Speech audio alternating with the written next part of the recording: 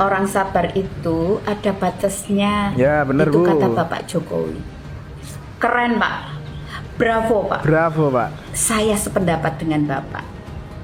Jadi buat mereka kemarin yang selalu berulah bertingkah bikin gaduh, Pak, ya kan? Kemarin kan didiamkan itu sama Bapak Jokowi. Didiamkannya itu bukan berarti Bapak Jokowi itu kalah, ya sebetulnya. Didiamkannya itu bukan berarti Bapak Jokowi itu lemah. Didiamkan itu bukan berarti Bapak Jokowi itu takut, ya. Didiamkan bukan berarti Bapak Jokowi mengiyakan semua tuduhan yang kamu arahkan kepada Bapak Jokowi, bukan, ya. Kalian didiamkan itu sebetulnya adalah suatu tindakan Bapak Jokowi ini menghormati dan menghargai kalian. Menghormati. Meskipun sebaliknya kalian melakukan hal yang sangat merendahkan. Ya, benar juga. Didiamkannya itu sebenarnya Bapak Jokowi itu masih menyayangi kalian, ya. Tapi ternyata kalian memang nggak nyadar. Justru tindakan kalian itu semakin barbar. Ya, ya benar. Didiamkan malah semakin ngawur. Semakin ngawur. Dan kalau kemarin Bapak Jokowi mengambil langkah hukum, ya, saya sangat mendukung sekali. Dan terlebih kemarin saya lihat di berita bahwasannya Bapak Jokowi menolak adanya mediasi. Saya sangat setuju. Pak Tua, kemarin kenceng banget berapi-api. Penjarakan Jokowi, seret Jokowi, gantung Jokowi. Begitu dipolisikan, mencari perlindungan di mana-mana, pengecot. Sampai kapanpun kita kejar ijazah itu. Betul kan? Siapapun yang mengatakan ada ijazah, hayo bawa buktikan. Waduh. Siapapun yang mengatakan bahwa ijazahnya asli, hayo bawa ijazah itu, uji keasliannya. Rakyat Indonesia punya kewenangan. Oke, siap. Rakyat Indonesia punya kedaulatan. Siap. Rakyat Indonesia perlu transparansi. Siapapun pemimpinnya. Kelak Jokowi diteruskan Prabowo, Gibran juga sama saja. Itu penyakit bangsa, penyakit negara, penyakit demokrasi. Dan kita tahu bahwa keputusan MK, keputusan sampah. Ras in basket, sampah dalam keranjang. Ayo lawan terus. Ayo lawan terus. Allahu Akbar. Allahu Akbar. Merdeka. Belum. Kita merdekakan negara ini ya. Siap merdekakan negara ini. Gibran itu manusia cacat moral yang dipaksakan secara ugal-ugalan oleh bapaknya dengan harapan Gibran jadi Presiden Republik Indonesia periode 2029 sampai 2034. Lebih cepat Jokowi dibenamkan lebih bagus menurut saya. Indonesia lebih stabil dan aman. Jokowi bukan lagi aset bangsa. Salah seorang aktivis tim pembela ulama dan aktivis atau TPUA yang sangat militan, garang, dan sangat diplomatis dalam menebar narasi-narasi yang terus-menerus melakukan serangan politik ideologis terhadap Jokowi terkait dengan isu di seputar ijazah Jokowi yang dianggap palsu adalah Kurnia atau Ibu Kurnia.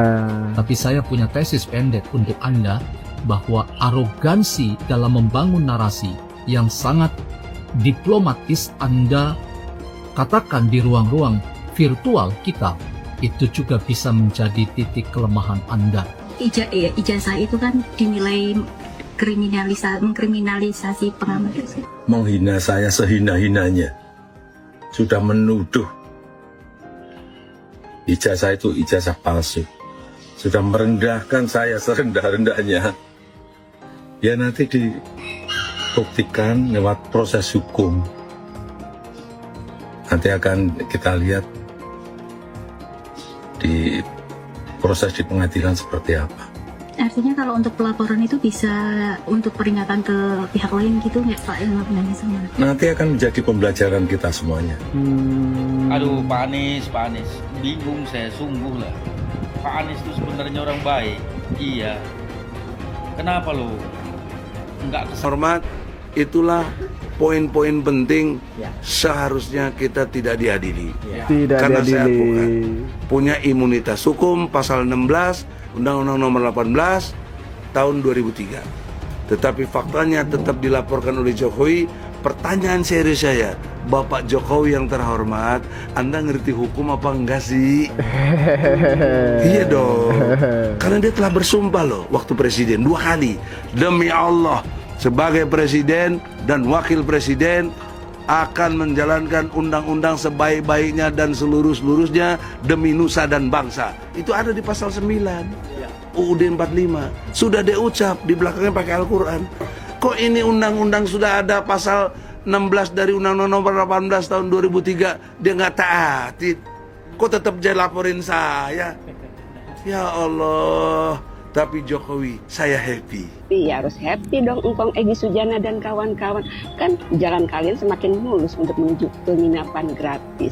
Happy, alhamdulillah. Padahal hatinya lagi panik gitu ya. Pura-pura happy. Pura-pura happy. Untuk menutupi kepanikannya. Yang Kong, ya kan bener? Ya sudahlah ya. Berdoa saja ya, semoga jalan kalian semakin mulus untuk menuju penginapan gratis. Ketika saya calon DPR RI, nggak mungkin nggak diverifikasi oleh KPU, oleh PKS, diverifikasi. Clear. Makanya waktu di surat pemilih ada nama Profesor Doktor. Kalau ada palsunya, ya kagak bisa dong. Pakai profesor, udah dipersoalin banget saya. Dia cari betul kelemahan saya. Nah, jadi bagi yang nanya-nanya dan sering fitnah saya, itu faktanya. Termasuk sekarang saya difitnah nggak datang ke Solo, ini Bogono begini, lu paling lu pitak, lu gak punya ilmu strategi taktik. Perang itu mesti pakai strategi taktik. Jadi saya pakai strategi panahan, tahu nggak? Lu kalau memanah tarik busur ke belakang nggak? Tarik. Kalau nggak ditarik gitu aja bisa lari nggak? Nggak bisa. Harus tarik kenceng, daya lesatnya. Nah, saya mundur dulu, lihat situasi mana kutu kupret itu. Di komen ini. Roy Suryo. Ternyata segitu kualitas kamu loh. Saya nggak membayangkan kamu itu segoblok ini gitu loh. Ya Roy Suryo. Saya nggak berpikir bahwa kamu itu, ya meskipun kamu goblok ya, saya katakan kamu nggak segoblok ini. Kenapa? Dengan ijazah lulusan sarjana, lulusan UGM, ya benar, magister, pernah menempuh ilmu kesehatan masyarakat apa itu ya. Ternyata sudah tahu bahwa sumber berita yang mau kamu angkat, kamu sebarluaskan, sumbernya tidak jelas. Yang mana saya katakan tidak jelas karena si pemberi foto ijazah, dalam hal ini Sandi Utomo, itu tidak mendapatkan langsung dari Pak Jokowi. Padahal ijazah itu kan yang pegangan Pak Jokowi, ya, tidak pernah menghadap Pak Jokowi dan lain sebagainya. Sudah di upload itu ditampani karo Roy Suryo tanpa babibu, tanpa klarifikasi, moro yaitu tadi sobarkan bahwa dengan skillnya, dengan kemampuan, keilmuannya yang katanya ilmiah tadi ditawaliti, iya, ternyata ada indikasi palsu. Akhirnya dia lupa bahwa yang memberi foto ijazah itu tidak dari Pak Jokowi langsung. Lu ngono digawe disebarluaskan, bahkan dipakai untuk memprovokasi. Tangkap, adili.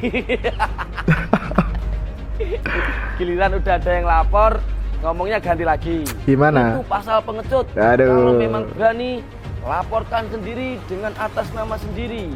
Itu baru gentle. Sekarang udah dilaporkan sendiri dengan atas nama sendiri, ganti lagi alasannya. ya kan saya nemu itu dari media X, berarti yang salah itu yang pertama ngupload. Bambang Pacul kan juga pernah ngomong, jangan pernah lawan orang baik dan orang cantik, hancur sendiri kalian. Sekarang kalian merasakan kan? Merasakan Bang, ini kelihatan orang-orang itu. Kehancuran kalian. Ayo Roy Suryo, saya nggak berpikir bahwa kamu itu, ya meskipun kamu goblok ya, saya katakan kamu nggak segoblok ini gitu loh. Kenapa? Dengan ijazah lulusan sarjana, lulusan UGM, magister, pernah menempuh ilmu kesehatan masyarakat apa itu ya. Ternyata sudah tahu bahwa sumber berita yang mau kamu angkat, kamu sebarluaskan, sumbernya tidak jelas. Yang mana saya katakan tidak jelas karena si pemberi foto ijazah, dalam hal ini Sandi Utomo, itu tidak mendapatkan langsung dari Pak Jokowi. Padahal ijazah itu kan yang pegangan Pak Jokowi, gitu. Tidak pernah menghadap Pak Jokowi dan lain sebagainya. Sudah di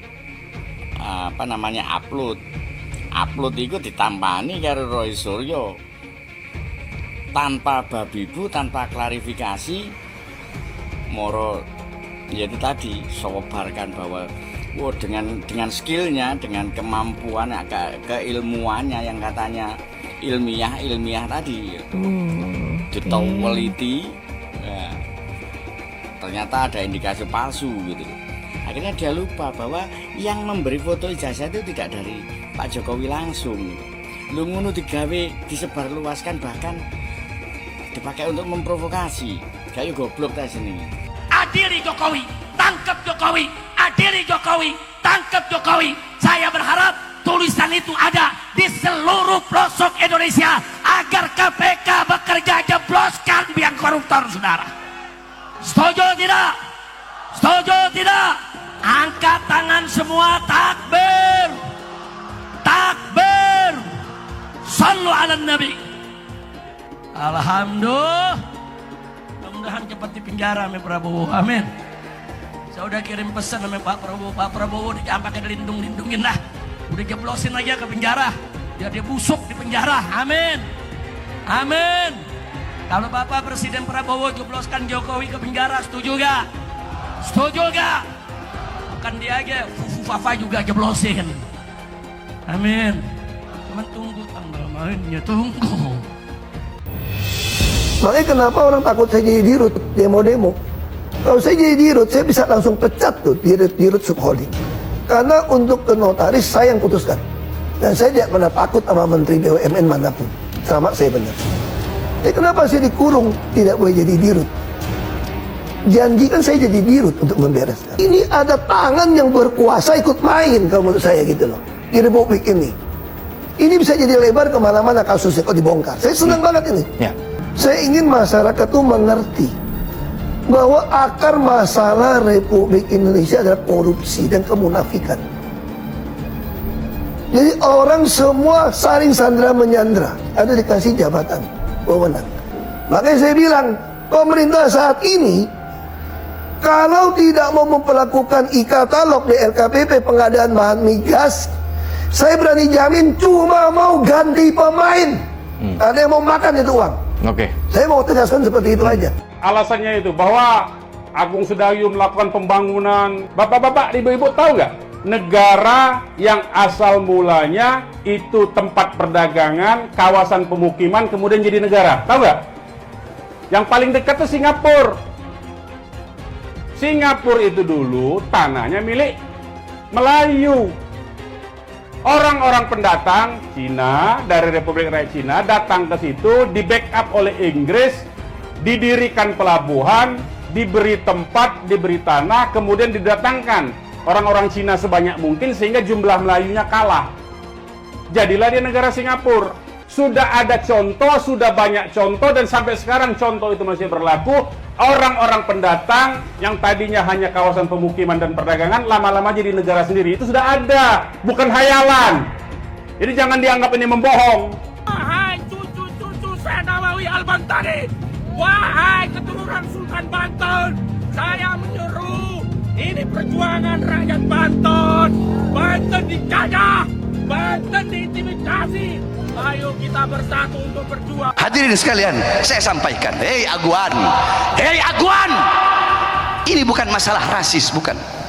Ini bukan masalah etnis, bukan. Ini bukan masalah agama, bukan. Hei Aguan, saya sampaikan kepada kamu, Aguan, walaupun engkau punya segala-galanya, engkau punya uang, harta yang berlimpah, engkau bisa beli oknum-oknum pejabat, engkau bisa beli oknum-oknum perangkat negara dengan kau punya uang, walaupun kau bisa beli partai-partai politik atau oknum-oknum anggota dewan. Wahai Aguan, kau punya uang, kau punya harta, kau punya segala-galanya, akan tetapi ingat, selama kami pemuda-pemudi Islam Indonesia, kami bangsa dan rakyat Indonesia yang telinga kami selalu terbuka untuk mendengar jeritan-jeritan saudara-saudara kami, telinga kami terbuka mendengar jeritan, teriakan, merasakan penderitaan, kesengsaraan saudara-saudara kami di Banten, maka selama itu kami pemuda-pemudi Islam, kami pemuda-pemudi Jawa Barat akan berada di barisan paling depan melawan engkau sampai titik darah penghabisan. Maka saya berani katakan di sini, hei orang miskin, hei orang melarat, tidak usah bayar pajak karena pemerintah haram mengambil pajak dari orang-orang miskin dan melarat, saudara. Allah mewajibkan zakat hanya kepada orang kaya. Haram ambil pajak dari rakyat, saudara. Haram, apalagi dari rakyat miskin yang melarat, yang nyari kerja susah, yang makan susah. Haram kau ambil pajak dari mereka. Lalu Prabowo lengserkan dia, setuju gak? Setuju gak? Dukung tidak? Takbir! Kita akan seret mereka semua untuk dijebloskan ke dalam penjara. Takbir! Setuju tidak? Setuju tidak? Enggak berkelahi aja, kita adu jadi berkelahi. Di Banten sendiri saat ini berlangsung upaya untuk membangkitkan kemarahan masyarakat Banten untuk menolak pengembangan PIK dan PIK selanjutnya. Mantan Ketua KPK Abraham Samad bersama Said Didu juga melaporkan kasus PIK 2 dan Aguan ke KPK. Menurut Samad, laporan ini mencakup nama Aguan serta mantan Presiden Jokowi. Menurut mereka, di dalam kasus ini ada dugaan korupsi dan suap yang telah menyebabkan kerugian negara. PIK 2 menunjukkan kejahatan etnis Cina kepada kaum pribumi. KPK yang menjadi macan ompong menghadapi Anies Baswedan.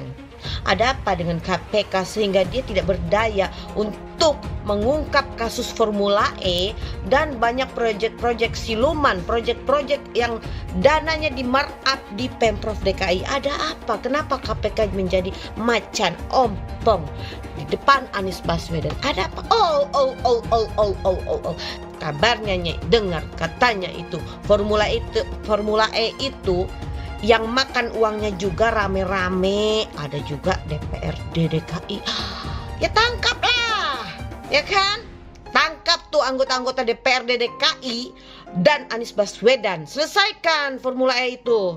Tindak tegas. Cuman ya susah. Lembaga KPK-nya sendiri, oknum-oknumnya itu juga banyak maling. Itu waktu si Novel Baswedan itu menjadi penyidik KPK tuh ditawarin mau berapa tahun. Itunya di penjaranya mau berapa tahun, itu ada harganya, ya kan?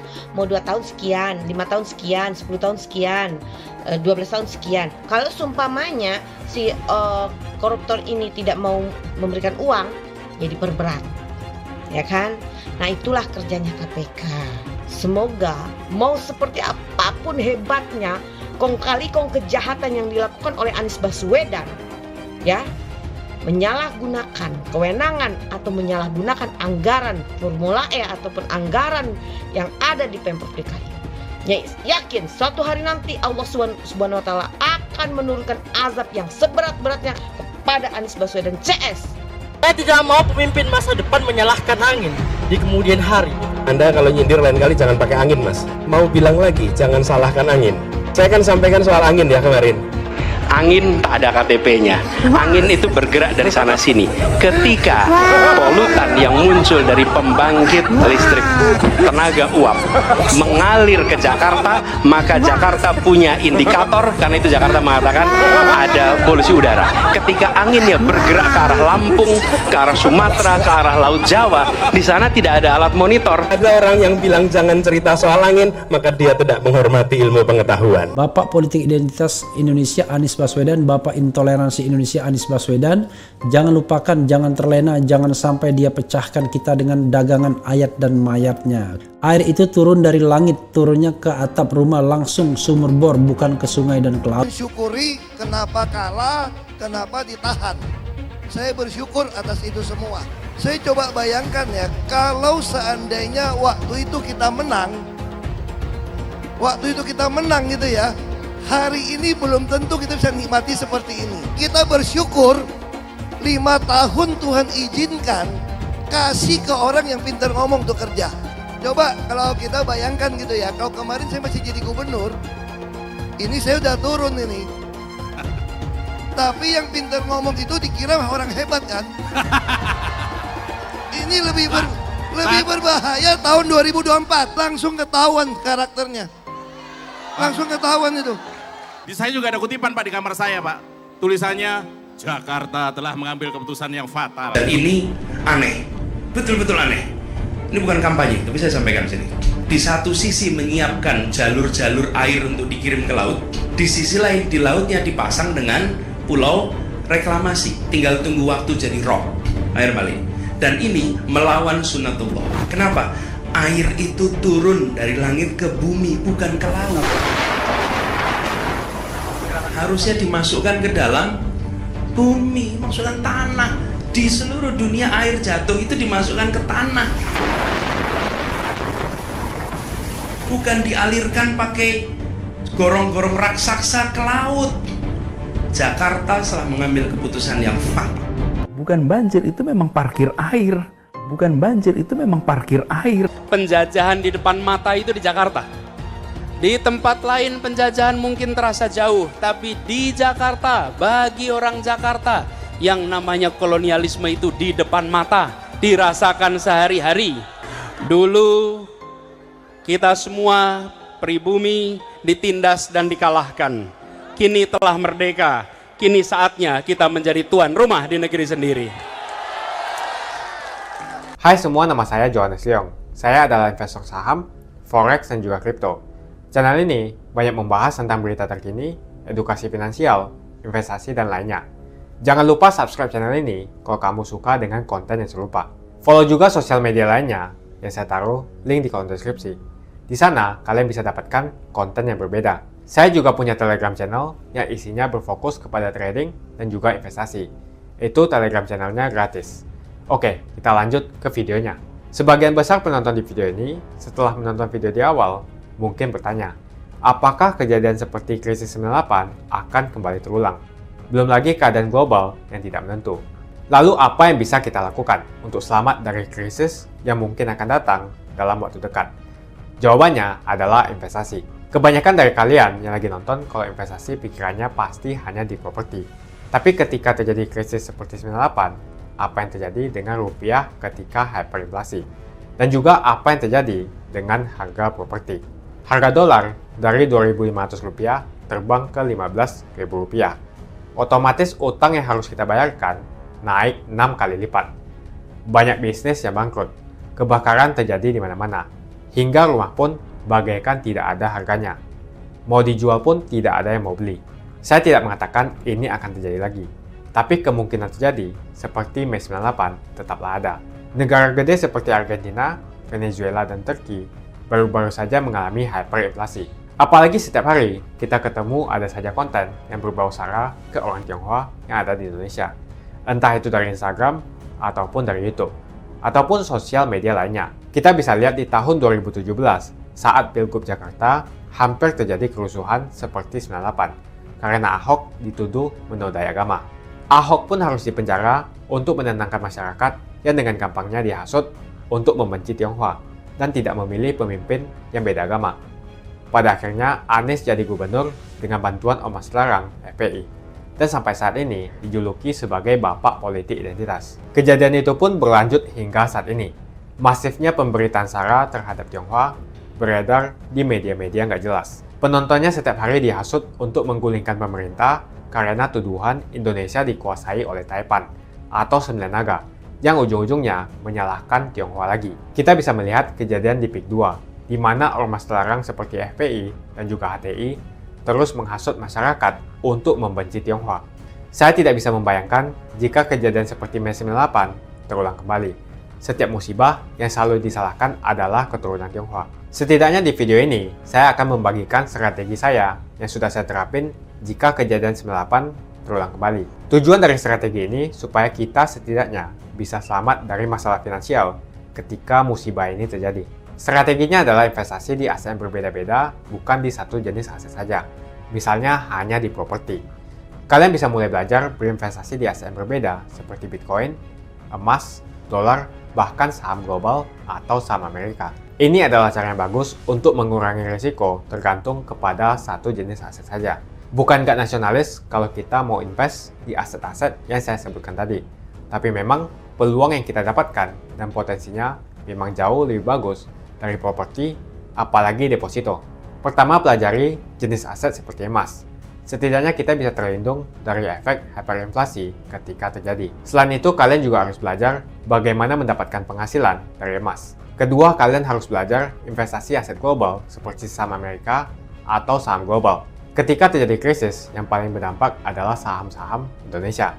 Karena semua utang perusahaan dalam bentuk dolar akan terkena dampaknya. Deposito reksadana, properti juga akan terkena imbasnya. Ketiga adalah kalian harus belajar mengenal berinvestasi di Bitcoin.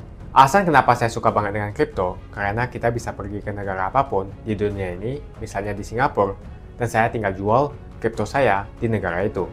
Saya menganggap Bitcoin itu sebagai aset properti digital yang bisa saya bawa kemanapun dan jual kapanpun saja secara instan. Kalau saya butuh uang, detik ini juga bisa saya jual. Tidak usah menunggu berbulan-bulan. Itulah strategi saya jika kejadian 98 terulang kembali, untuk selamat dari masalah finansial. Kamu bisa cek link di kolom deskripsi untuk mulai investasi. Dan saya sudah sediakan juga video playlist supaya membantu kalian paham tentang investasi. Semoga video ini membantu kalian untuk selamat dari masalah finansial ketika musibah ini terjadi kembali. Semoga Indonesia selalu damai dan sampai jumpa di video selanjutnya.